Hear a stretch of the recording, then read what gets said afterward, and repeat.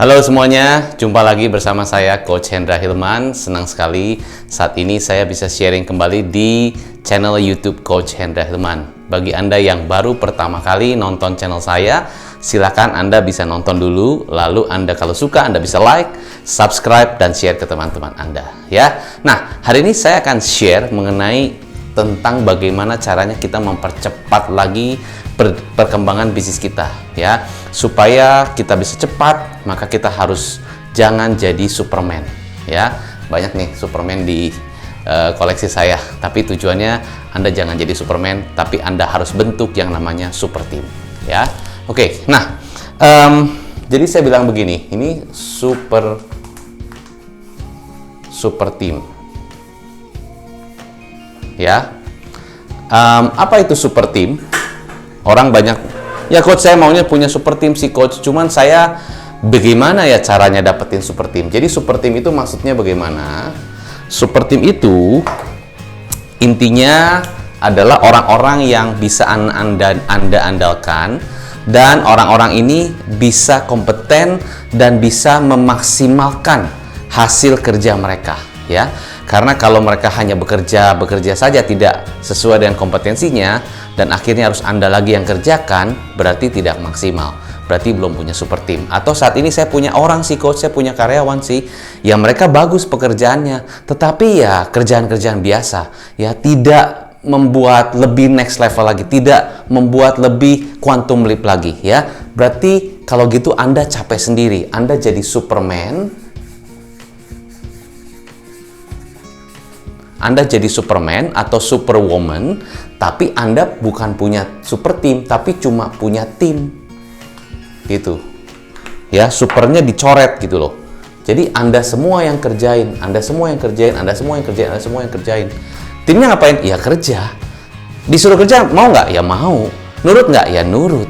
Tapi bisa jadi Anda capek. Semuanya harus Anda. Bahkan Anda yang hal-hal kecil pun harus Anda. Bisa sih Anda suruh, tapi ya mereka kurang inisiatif. Kadang-kadang mereka ya cuma pekerjaan itu saja. Mereka tidak berpikir next level ya. Berarti Anda capek. Nah, kalau begitu terus cara jalankan bisnis Anda, apa yang terjadi? Ini yang namanya perputaran bisnis, dinamika bisnis begitu cepat, Anda akan ketinggalan. Jadi, Anda juga harus didukung dengan super team Anda. Ya, bayangkan kalau Anda punya bisnis, kompetitor begitu banyak ya. Produk Anda juga Anda harus pikirin produknya, pikirin produk baru, pikirin customer, pikirin strategi marketing, pikirin gimana caranya bikin supaya customernya bisa balik lagi, strategi itu semua harus Anda. Belum nanti keuangan segala macam. Anda pasti akan capek kalau Anda hanya Superman atau Superwoman dan hanya punya tim. Berarti ada yang salah dari tim Anda. Ya, berarti gimana cara berikutnya? Nah, berarti langkah berikutnya adalah, ya Anda harus punya yang namanya tim. Ini paling penting nih, tim. Ya, timnya itu Anda beri skor. Menurut Anda, tim Anda itu cukup kompeten nggak? Menurut Anda, tim Anda itu cukup bisa membantu Anda dalam memaksimalkan hasil nggak? Kalau Anda contoh, misalnya di sini Anda nih, ya Anda. Ya, misalnya Anda. Lalu Anda punya lah, contoh ya, begini deh. Misalnya Anda di bidang apa ya? Terserah Anda deh, Anda mau produknya apapun boleh ya. Tapi di sini di bagian belakang, ya, di sini bagian depan. Yang depan namanya apa? Di sini marketing, di sini sales. Ya, saya rasa Anda harusnya udah tahu bedanya antara marketing dan sales. Sudah saya jelaskan di beberapa video saya yang sebelumnya. Di belakang ada apa? Di sini ada keuangan, ya, atau finance, ada operational, ada apa lagi? Ada mungkin bagian karyawan HR di bagian belakang, ya. Admin di mana coach? Ya admin ya mungkin di sini ada admin, di sini ada admin, gitu ya. Mungkin di sini ada admin, mungkin gitu kan. Ya, atau gimana? Nah, ini penting, ya. Struktur Anda, formasi Anda di dalam bisnis itu penting sekali karena ini sangat-sangat strategis. Kalau Anda salah menentukan strukturnya, salah membuat strukturnya, bisa jadi semuanya bottleneck-nya di Anda. Itu kesalahan pertama. Kesalahan pertama adalah Anda mesti buat struktur yang benar. Ya, kalau Anda salah buat struktur, artinya salah tuh gini, fungsinya atau jabatannya itu tidak kadang-kadang cuman hanya jabatan, tapi pekerjaannya tidak begitu. Atau Anda ya udahlah kira-kira ya dia mungkin admin nih, tapi dia juga bagian operasi segala macam. Ya udah Anda taruh di sini, taruh di sini. Nah, hati-hati ya. Ini penting. Penamaan di dalam struktur Anda ini penting sekali ya. Marketing ngapain segala macam ini penting. Jadi formasinya bagaimana? Oke?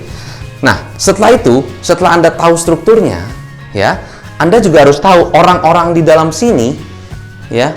Di sini ada orang di sini ada orang lagi, di sini ada orang lagi, di sini orang gini.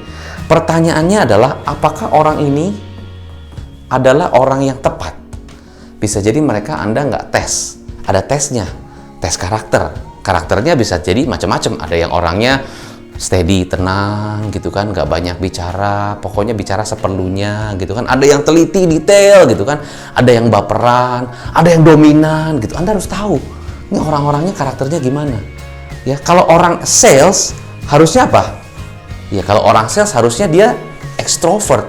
Dia senang communication, dia bergaul dimanapun juga oke, dia ditempatkan dimanapun oke. Mungkin orang ngechatting sama dia, tidak ada bahan pembicaraan, bisa langsung ngobrol, bisa langsung nyambung, karena orangnya karakternya sales.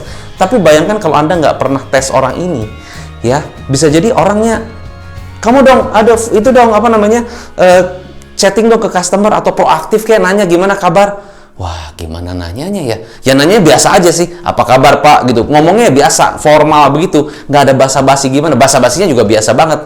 Ya, jadi pembicaraannya kurang hangat gitu loh. Ya, terus kalau udah nggak ada pembicaraan lagi ya udah nggak bisa ada apa lagi. Karena memang karakternya begitu. Ya, walaupun udah pakai script juga dia jadi kaku gitu kan. Akhirnya customer merasa kok kaku banget sih gitu. Nah, jadi Anda harus perhatikan. Nggak bisa sembarangan kita taruh orang CS di sini. Ya, sekarang kita sudah online semua, sudah bisa semuanya kebanyakan dibalas dari customer service. Nah, cara menempatkan customer service itu juga penting. Orang-orang yang jawab itu penting banget. Jadi kalau customer nanya, jawabnya apa? Customer-nya jawabnya apa? Ya kebanyakan mungkin karena customer service-nya juga masih Anda yang pegang, ya Anda yang balas-balesin. Nah, banyak customer yang komplain atau nanya sama Anda juga, dan Anda yang jawab juga, baru order. Tapi kalau sama tim sales Anda gimana? Bisa jadi banyak orderan-orderan yang tidak tercover, atau mungkin ya jadi hanging istilahnya, gantung, beli enggak, ya pesen enggak, cuma nanya doang. Terus gimana? Nggak di follow up juga. Ya karena bukan orang sales. Nah, itu penting kan? Nah, bayangin, sekarang Anda sibuknya bukan main, semua sama Anda. Ini kerja sih. Ya tapi gitu, Anda tahu nggak seberapa efektifnya? Anda tahu nggak berapa banyak customer yang tidak terhandle dan sebagainya? Bagaimana follow up segala macam? Ini kita baru ngomongin sales, CS. Ya berarti sales itu ranahnya apa? Sales proaktif, ya cari customer baru, terus juga maintain yang ada, terus juga after sales kan? Gitu, semua lengkap. Ada yang monitor nggak di sini? Ya, strukturnya bisa diatur. Nah, marketing apa lagi?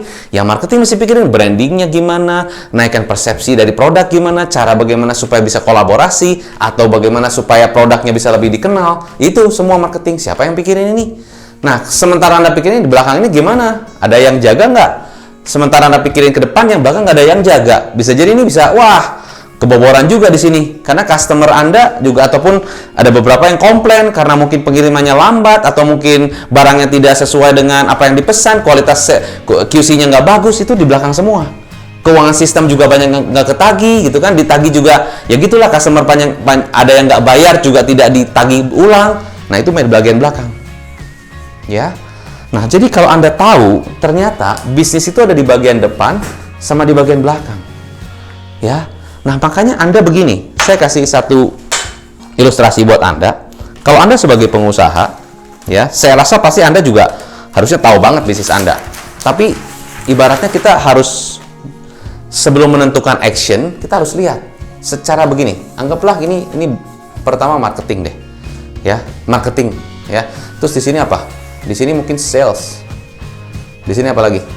Di sini keuangan lah, finance. Di sini apa lagi? Di sini operation.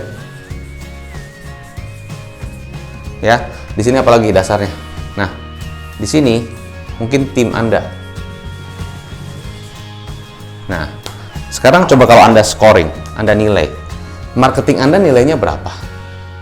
1 sampai 10. Kalau 10 berarti semua orang sudah kenal bisnis Anda. Semua orang itu artinya apa? Di daerah Anda. Ataupun Anda misalnya operasinya di mana? Di lokasi Anda atau di provinsi di situ udah kenal bisnis Anda. Di jalan itu semua udah kenal. Kalau Anda bisnisnya visinya mau se-Indonesia, berarti se-Indonesia udah kenal brand Anda. Itu 10. Gitu ya. Seperti air mineral apa di Indonesia? Aqua misalnya itu. Itu 10 mungkin ya. Tapi yang lain-lain banyak. Tapi contoh aja itu contoh ya. Coklat nomor 1 di Indonesia apa? Ya Anda tahu namanya apa ya. Tapi itu marketing. 1 sampai 10 nilainya berapa? Kedua, finance, keuangan. Secara keuangan, profit, cash flow, Anda happy nggak? Happy nggak dengan profit yang Anda dapatkan? Happy nggak dengan cash flow yang Anda dapatkan? Anda bisa bayar nggak supaya dengan on time? Anda merasa oke nggak dengan investasi yang Anda berikan, lalu profitnya sekian? Oke nggak? Nah, kalau oke itu finance, berarti 1 sampai 10 nilainya berapa? Terus, sales. Sales itu adalah berapa banyak customer yang beli produk Anda. Semakin hari semakin meningkat apa enggak? Omsetnya semakin bertambah apa enggak? Kalau semakin bertambah terus, wah ada yang meningkat luar biasa. Salah satu teman saya, dia juga pengusaha bikin kardus.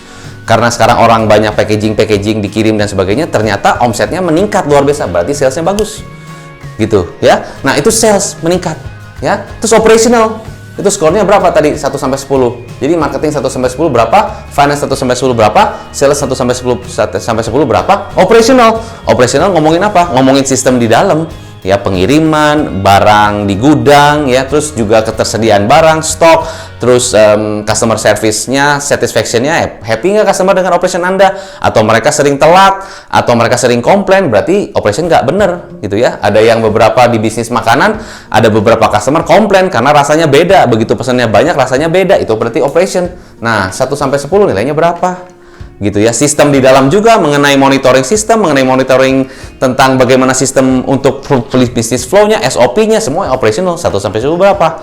Lalu untuk urusan karyawan, ya, seberapa karyawan Anda bisa diandalkan? Tadi kita bicara di depan super team. Nah, super team Anda gimana? 1 sampai 10 atau Anda belum punya super team, baru punya tim. Nah, itu beda. 1 sampai 10 berapa? Nah, pertanyaan, Coach kan tadi bicara mengenai super team lah, Coach bicara mengenai apa tadi supaya bisnisnya mempercepat dan sebagainya. Nah, gimana super team gitu kok? Coach sendiri super teamnya gimana? Nah, itu. Saya punya bisnis dan saya punya super team sehingga saya tidak perlu harus datang ke bisnis saya dan bisnisnya bisa tetap jalan dan sistemnya sudah saya bisa monitor dan orang-orangnya sudah sesuai dengan penempatan yang tepat dan mereka bisa duplikasi dan mereka sekarang sudah mengejar target sendiri, inisiatif meeting sama saya sebulan sekali. Jadi sudah jalan, ya. Waktu carinya gimana, Coach? Ya, kita harus bentuk. Ya, cari dengan cara yang tepat. Ada rekrutmen sistem, kita punya grup interview, kita punya kita punya tes IQ, tes karakter, ada juga tes secara attitude, ya. Kita ada macam-macam tesnya. Dan monitoringnya, dan juga bagaimana maintenance-nya.